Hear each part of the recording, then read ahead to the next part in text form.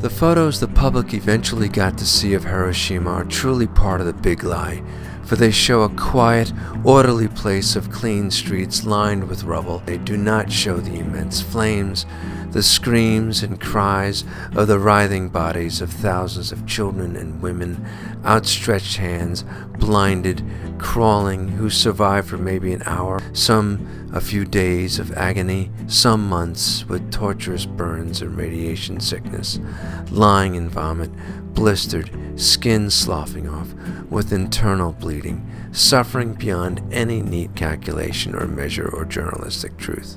Did we see that? No. We wouldn't permit any information to get out, to be used about the what had happened. Really, it was very managed. You know, we're in such great denial. It was much later John Hershey who really told us what had happened. Too much attention was paid to the power of the A-bomb and not enough to the evil of the war. Her rather bitter opinion was that it was the more lightly affected victims and power-hungry politicians who focused on the A-bomb. Too much attention was paid to the power of the A-bomb and not enough to the evil of the war.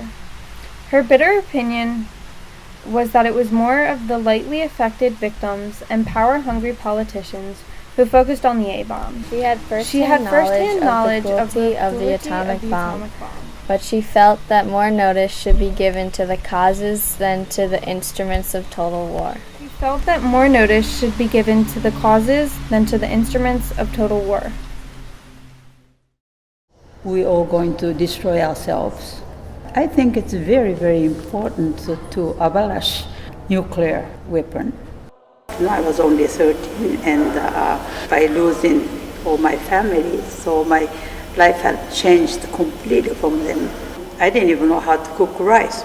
By having such a hard time growing up, and a lot of people, they had a wonderful teenage enjoyment, like going out on date. I never knew any of that.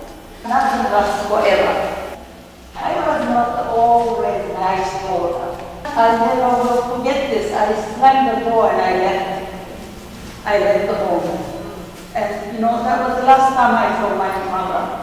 It's always stuck to my mind. This is my message.